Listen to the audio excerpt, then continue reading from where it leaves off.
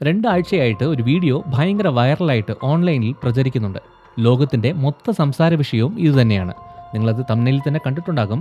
അതെന്താണെന്ന് പറഞ്ഞാൽ ജൂതന്മാർ ഒരു ചുവന്ന പശുക്കിടാവിനെ ബലിയർപ്പിച്ചിരിക്കുന്നു. അതും 2000 വർഷങ്ങൾക്ക് ശേഷം ആദ്യമായിട്ട്. ഈ ചുവന്ന പശു 2000 വർഷങ്ങളായിട്ട് ഭൂമിയിൽ നിലവിലില്ലാത്ത ഒരു ഇനമാണ്. അതിനെ എങ്ങനെ 2000 വർഷങ്ങൾക്ക് ശേഷം ജീവനോടെ കൊണ്ടുവന്നു? ഹമാസ് എന്ന സംഘടന ഈ യാഗം ഒരിക്കലും നടക്കാൻ പാടില്ല എന്ന് പറഞ്ഞ് പല കാര്യങ്ങൾ അതിനെതിരെ ചെയ്തിട്ടുണ്ട്. അതിന്റെ കാരണം എന്താണ്? ഈ വിഷയത്തിൽ അല്ലാതെയും ഒരുപാട് സംശയമുള്ളവരുണ്ട്. ഇത് ലോകത്തിന്റെ മൊത്തം സംസാര വിഷയമാകാനുള്ള കാരണം എന്താണ്? ഇത് എന്താണ് എന്നറിയാത്തവരുമുണ്ട്. ഇപ്പോൾ ജൂതന്മാർ ബലിയർപ്പിച്ചെന്ന് പറഞ്ഞാൽ നമുക്കെന്താ എന്ന് ചിന്തിക്കുന്നവരുണ്ട്. ഇത് ക്രിസ്ത്യാനികളുമായിട്ട് എന്താണ് ബന്ധം? ലോകത്തിന്റെ അവസാനമാണോ ഇത് എന്ന് ചിന്തിക്കുന്നവരുണ്ട്. ഈ വീഡിയോ കണ്ടു കഴിയുമ്പോൾ നിങ്ങൾക്ക് എല്ലാ സംശയങ്ങളും മാറും. അതുകൊണ്ട് വീഡിയോയുടെ അവസാനം വരെ കാണുക. ഈ ചാനൽ ആദ്യമായിട്ടാണ് നിങ്ങൾ കാണുന്നതെങ്കിൽ സബ്സ്ക്രൈബ് ചെയ്യുക. നമുക്കിനി വീഡിയോയിലേക്ക് കിടക്കാം.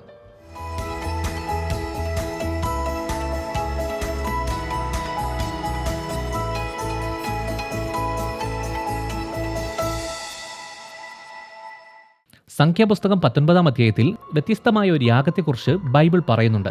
ഊനമോ കളങ്കമോ ഇല്ലാത്ത, ഒരിക്കലും നുകം വെച്ചിട്ടില്ലാത്ത ഒരു ചുമന്ന പശുക്കിടാവിനെ കൊണ്ടുവരണം. അതിന്റെ ചാരമെടുത്ത് ഒരു പ്രത്യേക ശുദ്ധീകരണ ചടങ്ങിന് ഉപയോഗിക്കാനായിട്ട് ദൈവം ഇസ്രായേൽ മക്കളോട് കൽപ്പിച്ചിട്ടുണ്ടായിരുന്നു. യഹോവ കൽപ്പിച്ച ന്യായപ്രമാണത്തിലെ ഒരു ചട്ടം ഇതാണ്. ഊനമോ കളങ്കമോ ഇല്ലാത്തതും ഒരിക്കലും നുകം വെച്ചിട്ടില്ലാത്തതുമായ ഒരു ചുമന്ന പശുക്കിടാവിനെ നിങ്ങളുടെ അടുക്കൽ കൊണ്ടുവരാൻ ഇസ്രായേലരോട് പറയുക. ഈ ചുവന്ന പശുക്കിടാവിനെ പാളയത്തിന് പുറത്തു കൊണ്ടുപോയി ദഹിപ്പിക്കണം. അതിന്റെ ചാരമെടുത്ത് ശുദ്ധീകരണത്തിന് വേണ്ടി വെള്ളത്തിൽ കലർത്തണം. പുരോഹിതന്മാർ മരിച്ച ഒന്നിനെയും തൊടാൻ പാടില്ല എന്ന് നിയമമുണ്ട്. അങ്ങനെ ഏതെങ്കിലും പുരോഹിതന്മാർ തൊട്ടുകഴിഞ്ഞാൽ അവരെ ശുദ്ധീകരിക്കാൻ ഈ വെള്ളം അത്യാവശ്യമാണ്. അങ്ങനെ ചെയ്താൽ മാത്രമേ ആലയത്തിനകത്തെ ആചാരങ്ങളെല്ലാം ചെയ്യാനായിട്ട് അവർക്ക് അധികാരമുള്ളൂ. ഈ ചുവന്ന പശുക്കിടാവിന്റെ ചാരമില്ലാതെ പുരോഹിതന്മാരെ ശുദ്ധീകരിക്കാൻ പറ്റില്ല. പരമ്പരാഗതമായിട്ടുള്ള ജൂത നിയമം അനുസരിച്ച് ഈ ചാരം കൊണ്ട് ശുദ്ധീകരണം ചെയ്യാതെ ദൈവാലയത്തിന്റെ അകത്തേക്ക് ആർക്കും പോകാൻ പറ്റില്ല. അതുകൊണ്ടാണ് ചുവന്ന പശുക്കിടാവിനെ ഇത്ര കഷ്ടപ്പെട്ട് അവർ നിർമ്മിച്ചെടുത്തത്. ഈ ചുവന്ന പശുവിന്റെ ചരിത്രത്തെക്കുറിച്ചൊരു ടൈം ലൈൻ തന്നെയുണ്ട്. ഈ പശു സത്യത്തിൽ ഈ ലോകത്ത് നിലവിലില്ല. വംശനാശം സംഭവിച്ച ഒരു ഇനമാണിത്. 2000 വർഷമായിട്ട് നിലവിലില്ലാതിരുന്ന ഈ ഇനത്തെ അവർ സൃഷ്ടിച്ചെടുത്തു. ഇത്ര കഷ്ടപ്പെട്ട് ഈ ഇനത്തെ നിർമ്മിച്ചെടുക്കാനുള്ള കാരണം എന്താണ് എന്നുള്ളത് നേരത്തെ തന്നെ നമ്മൾ കണ്ടല്ലോ. ഈ ചുവന്ന പശുവിനെ സ്പെയിനിലുള്ള ഒരു പശുവിന്റെ DNA-യിൽ നിന്നാണ് ഉരുവാക്കിയെടുത്തത്. അങ്ങനെ 1992-ലും 2002-ലും ഇസ്രായേലിലുള്ള ടെമ്പിൾ ഇൻസ്റ്റിറ്റ്യൂട്ടിലെ ഭാരവാഹികൾ പറഞ്ഞത് അവർ ചുവന്ന പശുവിനെ കണ്ടെത്തിയെന്നും അത് ബലിയർപ്പിക്കാനുള്ള എല്ലാ കാര്യങ്ങളും ചെയ്തു കഴിഞ്ഞു എന്നുമാണ്. എന്നാൽ അവസാന നിമിഷത്ത് ആ പശുവിൽ 2-3 വെള്ളമുടി കണ്ടതുകൊണ്ട് ഈ 2 പ്രാവശ്യവും അതിനെ ബലി അർപ്പിച്ചില്ല. ശേഷം അവർ 2012-ൽ ജന്ന എന്ന ചുവന്ന പശുവിനെ നിർമ്മിച്ചെടുത്തു. 2012-ൽ കൊണ്ടുവന്ന ജന്നയ്ക്കും ചില പോരായ്മകൾ ഉണ്ടായിരുന്നു. അതിലും ചില വെള്ളമുടികൾ ഉണ്ടായിരുന്നു. ഈ ചുവന്ന പശുവിനെ സംബന്ധിച്ചിടത്തോളം അത് തല മുതൽ കാൽ വരെ ചുവപ്പായിരിക്കണം. ഒരു മുടി പോലും കളർ മാറാൻ പാടില്ല. അതിനെ പരിശോധിക്കാൻ പ്രത്യേക പുരോഹിതന്മാരുമുണ്ട്. 2018 ഓഗസ്റ്റ് 28-ാം തീയതി 5 ചുവന്ന പശു അവർ നിർമ്മിച്ചെടുത്ത ചുവന്ന പശുവിന് പുതിയതായിട്ട് ജനിച്ചു എന്ന് പറഞ്ഞു. ദൈവാലയം പണിയാനും യാഗങ്ങൾ അർപ്പിക്കാനും വേണ്ടി ആദ്യം ബൈബിളിൽ പറഞ്ഞിരിക്കുന്ന എല്ലാ മാനദണ്ഡങ്ങളും നിറവേറ്റുന്ന ഒരു ചുവന്ന പശു ഉണ്ടായിരിക്കണം. അതുകൊണ്ട് തന്നെ ആയിരക്കണക്കിന് വർഷങ്ങളായിട്ട് ബൈബിളിൽ പറഞ്ഞിരിക്കുന്നത് പോലെ ഒരു കൃത്യമായ മാനദണ്ഡങ്ങൾ പാലിക്കുന്ന ഒരു ചുവന്ന പശുക്കിടാവിനെ അവർക്ക് കണ്ടെത്താൻ കഴിഞ്ഞില്ല. അതിൽ ഒരു രോമം പോലും വേറെ കളർ പാടില്ല. അതിനെ ഒരു ജോലിയിലും ഉപയോഗിക്കാത്തതായിരിക്കണം. എന്നാൽ ഇപ്പോൾ ചരിത്രത്തിൽ ആദ്യമായി ഈ മാനദണ്ഡങ്ങളെല്ലാം നിറവേറ്റുന്ന രീതിയിലുള്ള 5 ചുവന്ന പശുക്കിടാക്കളെ ഇസ്രായേലിലേക്ക് കൊണ്ടുവന്നു.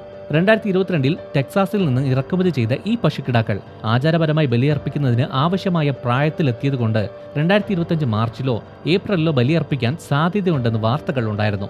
ജൂത പാരമ്പര്യം അനുസരിച്ച് യാഗം അർപ്പിക്കണമെങ്കിൽ ആ പശുക്കിടാവിന് 2 അല്ലെങ്കിൽ 3 വയസ്സ് മാത്രമേ പ്രായം ഉണ്ടാകാൻ പാടുള്ളൂ. 2025-ലെ പെസഹ ആഘോഷ സമയത്ത്, അതായത് ഏപ്രിൽ 12-ാം തീയതി ഒരു പശുക്കിടാവിനെ ബലിയർപ്പിക്കാൻ പ്ലാൻ ചെയ്തിരുന്നു. എന്നാൽ കുറച്ച് പശുക്കിടാക്കളിൽ വെളുത്ത രോമങ്ങൾ കണ്ടതുകൊണ്ട് അന്ന് ചെയ്തില്ല. ഈ വർഷവും അങ്ങനെ യാഗങ്ങളൊന്നും നടക്കില്ല എന്നുള്ള വാർത്തകളും ഊഹാപോഹങ്ങളും പ്രചരിക്കുന്നുണ്ടായിരുന്നു. അതുകൊണ്ട് തന്നെ ഈ ചടങ്ങ് എന്ന് നടക്കും എന്നുള്ളത് ആർക്കും തന്നെ അറിയില്ലായിരുന്നു. എല്ലാവരും പ്രതീക്ഷയോടെ ആ യാഗത്തിന്റെ അപ്ഡേറ്റിനെ കുറിച്ച് അറിയാനായിട്ട് ആകാംക്ഷയോടെ കാത്തിരുന്നു. ഇപ്പോൾ 2025 ജൂലൈ 8-ാം തീയതി ഈ പശുക്കിടാവിന് 3 വയസ്സ് തികഞ്ഞു. അങ്ങനെ യാഗത്തിന്റെ റിഹേഴ്സൽ ചെയ്തു എന്ന് പറഞ്ഞാൽ ദൈവാലയം നിർമ്മിച്ച ശേഷമാണ് പ്രധാനപ്പെട്ട യാഗം ചെയ്യുന്നത്. അതിനു മുമ്പ് യാഗം എങ്ങനെ ചെയ്യണം എന്നുള്ളതൊരു പ്രാവശ്യം ചെയ്തു നോക്കി. ഇതൊരു മൃഗത്തെക്കുറിച്ചുള്ളത് മാത്രമല്ല, അത് എന്തിനെ പ്രതിനിധീകരിക്കുന്നു എന്നതിനെക്കുറിച്ചാണ്. പുരോഹിത ശുദ്ധീകരണം, ബൈബിൾ പ്രകാരമുള്ള ആരാധനയുടെ പുനരാരംഭം, അവസാനം ജൂതന്മാർ ആയിരക്കണക്കിന് വർഷങ്ങളായിട്ട് പ്രതീക്ഷിക്കുന്ന 3ാമത്തെ ദൈവാലയത്തിന്റെ നിർമ്മാണം.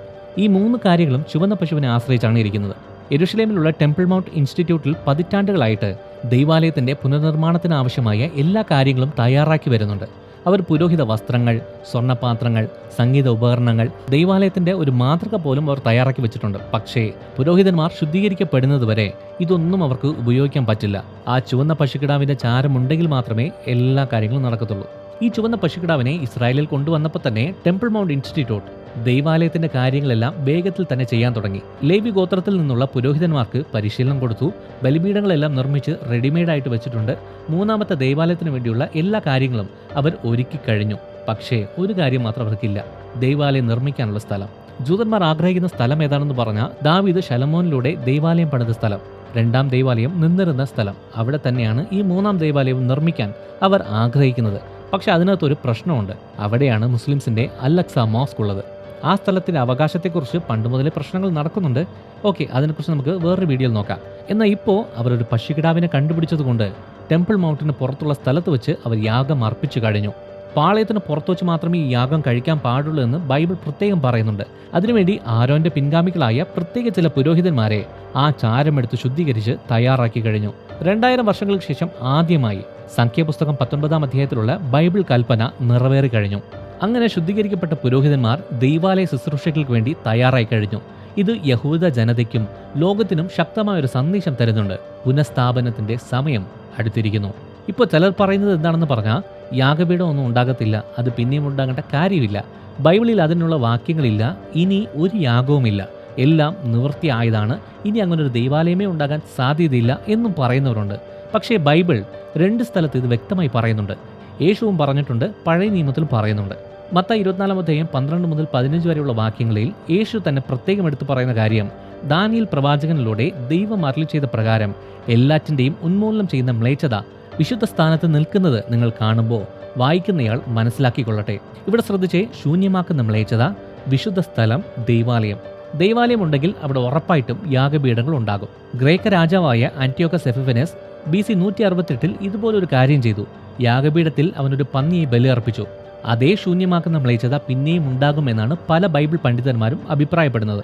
അടുത്തത് ദാനിയേൽ 9-ാം അധ്യായം 27-ാം വാക്യത്തിൽ ബൈബിൾ പറയുന്നു, ഒരു 7 കാലത്തേക്ക് അദ്ദേഹം പലരോടും ഉടമ്പടി ചെയ്യും. 7ന്റെ മധ്യത്തിൽ അദ്ദേഹം ദഹനയാഗവും ഭോജനയാഗവും നിർത്തലാക്കും.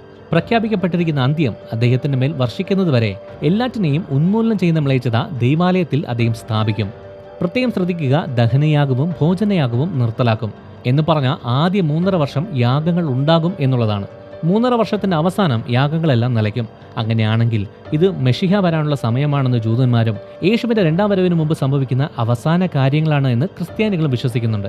ഇപ്പോൾ നമ്മൾ ജീവിക്കുന്ന ഈ കാലത്ത് 3ാമത്തെ ദൈവാലയം പണിതാലുമില്ലെങ്കിലും നാം കാണുന്ന കാര്യങ്ങൾ ഒരിക്കലും നിഷേധിക്കാൻ പറ്റാത്തതാണ്. ദൈവത്തിന്റെ വചനം സത്യമാണ്. ദൈവത്തിന്റെ വാഗ്ദത്തങ്ങൾ നിറവേറിക്കൊണ്ടിരിക്കുന്നു. ഈ വീഡിയോ ഇഷ്ടമായി ലൈക്ക് ചെയ്യുക, ഈ ചാനൽ സബ്സ്ക്രൈബ് ചെയ്യുക. നിങ്ങൾ ദൈവത്താൽ അനുഗ്രഹിക്കപ്പെട്ടവർ.